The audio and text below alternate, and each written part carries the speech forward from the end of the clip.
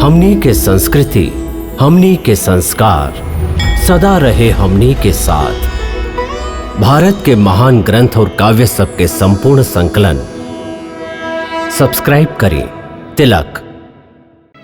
धर्म का है, अधर्म का है, हम के एकर ज्ञान ना रहल। हम कर्म के एगो ऐसन दोराहा पर ठाड़ हई जहाँ से ही पता ना चल रहल है कि धर्म के मार्ग कौन सा है और अधर्म के मार्ग कौन सा। हम के अज्ञान के अनहार से निकले के रास्ता देखावा केशव। ई ठीक है माधव कि अर्जुन रथ ना है, अर्जुन हम हई जे रथ में बैठल बा। तोहरा रथ के टूटे के शोक ना होई, बाकी अर्जुन के मरे के त शोक होइबे करी। ई बात हमार समझ में ना आइल केशव, काहे कि एक जन्म में त प्राणी के एक ही शरीर मिलेला। यदि हम आत्मा हई त फिर ई सुख दुख के आभास हमार आत्मा के काहे होखेला।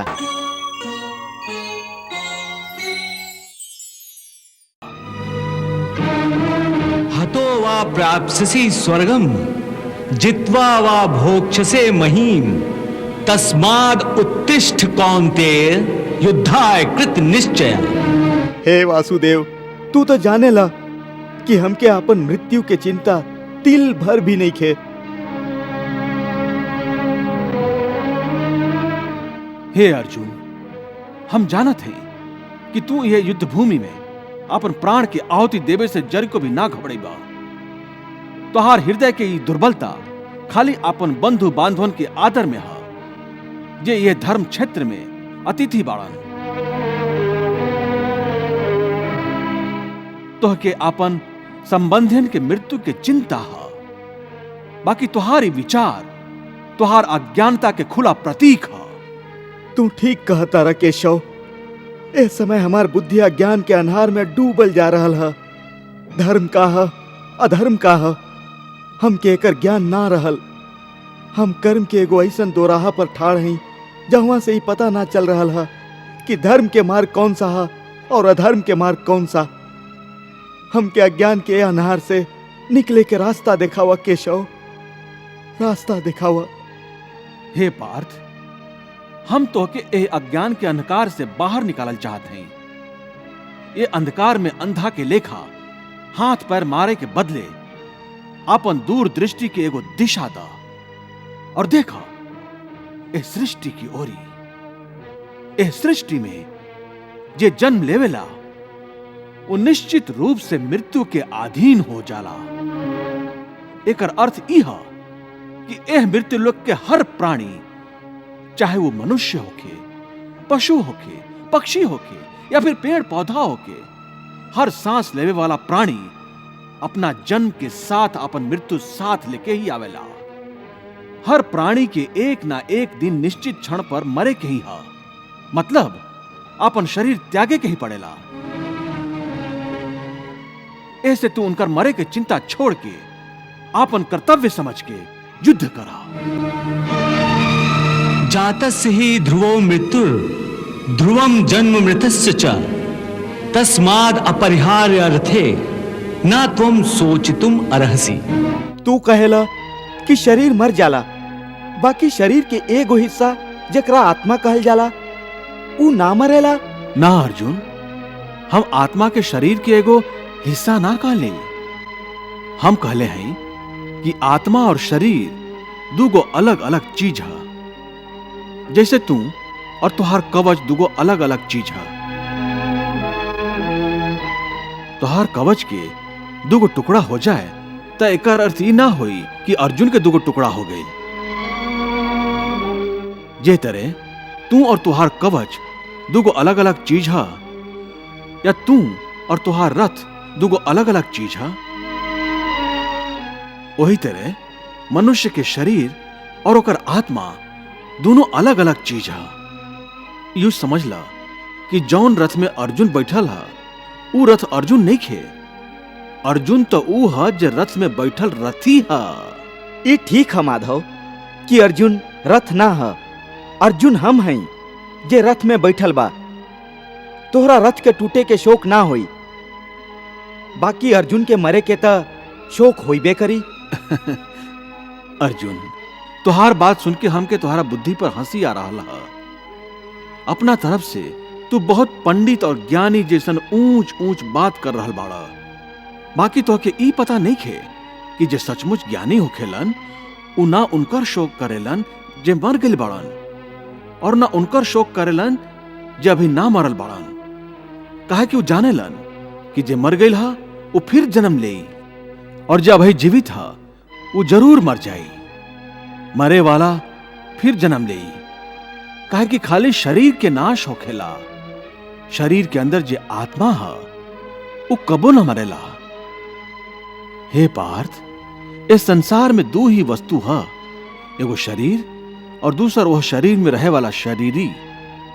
जे शरीर में रहे वाला आत्मा रूपी शरीरी है ना, वो कबो न मरेला, और जे शरीर है वो सदा रहेला ना।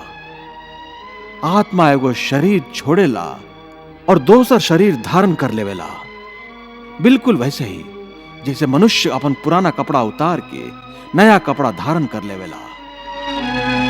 वासांस जीर्णानि यथा विहाय नवानि गृह्णाति नरोपराणि तथा शरीराणि विहाय जीर्णान्य अन्यानि संन्याति नवानि देहि। हे पार्थ, खाली इतना समझ ला कि मृत्यु को दरवाजा है, जेकरा अंदर जात समय आत्मा पुरान शरीर छोड़ देवेला। असल में मृत्यु और जन्म के दो गो दरवाजा है, जे एक दूसरा के आमने सामने है। प्राणी जब मृत्यु के दरवाजा पर पहुंचेला तो ओह शरीर के मृत्यु हो जाला। फिर आत्मा के प्रकाश ओह शरीर के छोड़ के आगे चल जाला, और फिर वो प्रकाश नया जन्म के दरवाजा में प्रवेश करेला, जहां जीवात्मा के फिर से एगो नया शरीर प्राप्त हो जाला।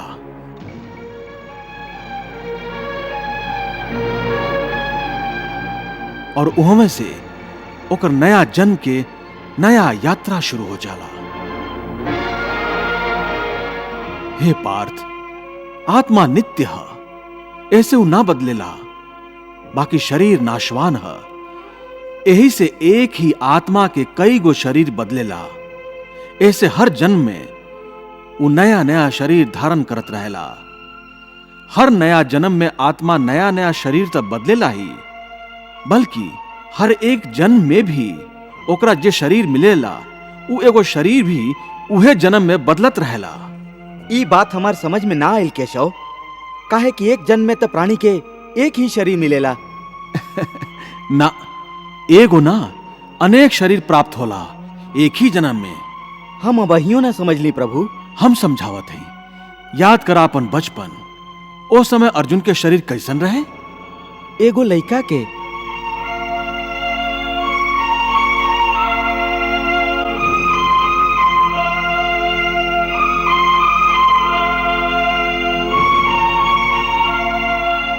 और आज वो शरीर कहवा हा? उ शरीर तो बदल गइल। ए शरीर में मतलब उ शरीर ना रहल। आज तोहके एगो युवक के शरीर मिलल हा। यही तरह प्राणी के जन्म के समय जे शिशु के शरीर प्राप्त होला, वह शिशु के शरीर समय के प्रभाव से एगो लइका के शरीर हो जाला। फिर वो किशोर अवस्था में आवेला, फिर एगो जवान पुरुष के शरीर बनेला, फिर अधेड़ उम्र के, फिर बूढ़ के रूप लेके अंत में एगो सूखा पत्ता के तरह जीवन के वृक्ष से टूट के गिर जाला। एह तरह जे शरीर पल पल दिन दिन अपन विनाश की ओरी बढ़त रहेला, ओ शरीर के मृत्यु के शोक ज्ञानी लोग ना करेलन। यह रूप खातिर शास्त्र कहेला कृष्णम वंदे जगत गुरुम। फूल के लेखा हमार शरीर प्रकृति के कारण जन्मेला, बच्चा बनेला, जवान होखेला, फिर वह जवानी मुरझाए लागेला, जेकरा के बुढ़ापा कहल जाला। और वह बूढ़ शरीर के जब आत्मा छोड़ देवेला तो वह शरीर के मृत्यु हो जाला। बाकी वो आत्मा कहवा चल जाला?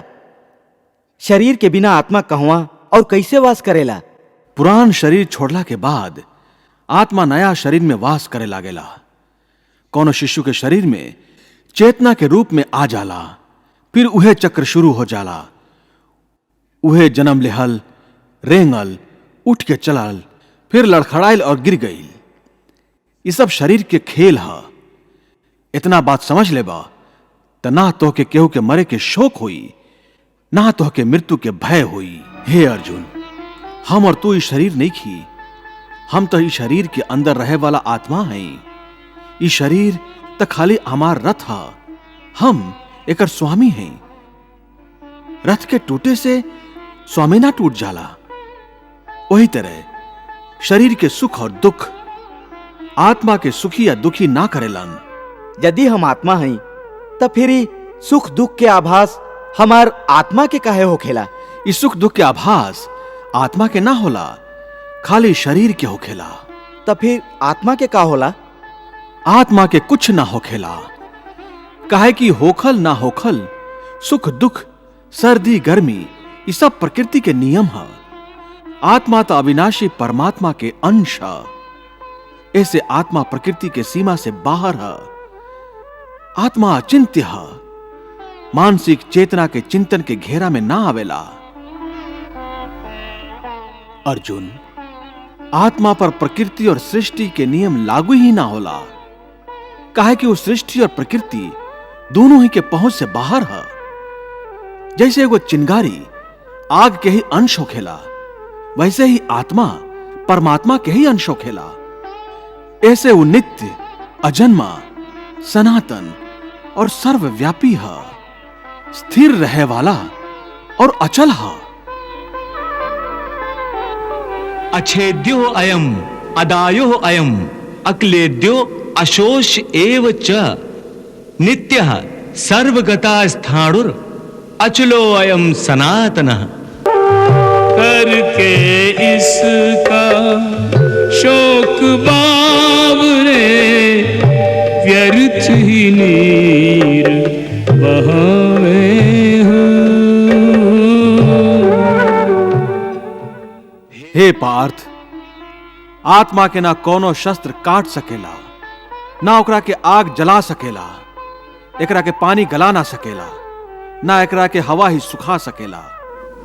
नैनम छिन्दन्ति शस्त्राणि नैनम दहति पावकः न चैनम क्लेदन्त्यापो न शोष्यति मारुतः। हे अर्जुन, ये सब समझ के तोहके ना केहू के मरे के शोक मनावे के चाहिए, ना केहू के ना मरे के खुशी के प्रदर्शन करे के चाहिए। हे केशव, ये सब मान के भी कि आत्मा नित्य, सनातन और अजन्मा है, ओकरा शस्त्र ना काट सकेला, आग जरा ना सके, फिर भी प्राणी के आत्मा के दुख सुख, शोक खुशी, मान अपमान, पीड़ा और आनंद के अनुभव काहे होखेला? हे पार्थ, हम पहले ही तो के बतौली कि सुख दुख के अनुभव कईल आत्मा के ना शरीर के काम है। बाकी केशव, शरीर के दुख या पीड़ा तबे हुई जब शरीर के कोनो चोट लग जाए या ओकर कोनो अंग कट जाए। जैसे शरीर आग में जर जाए, ओकरा से जे पीड़ा होखेला उ तो शरीर के पीड़ा है। बाकी मान हानि होखे से जे दुख होखेला या सम्मान होखे से जे आनंद आवेला, ओहमे तो शरीर के कोनो चोट ना पहुंचेला। ओह मान हानि के दुख, उ अपकीर्ति के पीड़ा तो आत्मा के ही होखेला ना? ना अर्जुन, ये कीर्ति अपकीर्ति, मान अपमान, ये लाभ हानि, ये जीते के आनंद या हारे के पीड़ा, ये सब आत्मा के ना होला। ये आत्मा के काम नहीं खे, ये तो मन के शरारत है। मन के शरारत, एकर मतलब का है केशव? पार्थ, प्राणी के शरीर के एगो अदृश्य अंग है मन। वो दिखाई ना देला, बाकी उहे सबसे शक्तिशाली हिस्सा है शरीर के। ये याद रखा कि मन शरीर के हिस्सा है, ओकर आत्मा से कोनो संबंध नहीं खे। आत्मा यदि रथ में बैठल रथ के स्वामी है, तो मन शरीर रूपी रथ के सारथी है। ई मन ही इंद्रिय के घोड़ा के एहर ओहर भटकावेला। कबो यौवन के आवेश में यह चंचल मन मनुष्य के एह भ्रम में डाल देवेला कि वो सर्वशक्तिमान है, वो सब कुछ कर सकेला, वो यहाँ के राजा है, जकरा आगे हर केहू झुक जाए पर विवश है और जकरा के हर केहू प्रणाम करेला। जे तरह दिया के बत्ती के दिया के नीचे अन्हार दिखाई ना दिला, वही तरह जवानी के ओकर पीछे छुपल बुढ़ापा और कमजोरी दिखाई ना दिला। लेकिन जब शरीर के दिया में यौवन शक्ति के घी जर जर के समाप्त होके लागेला और दिया के नीचे लुकायल अन्हार बढ़े लागेला, तो मनुष्य घबरा के चिल्लाए लागेला, हम बीमार हैं। हम मर रहल है, हमके बचावा। हम मर रहल है, हमके बचावा।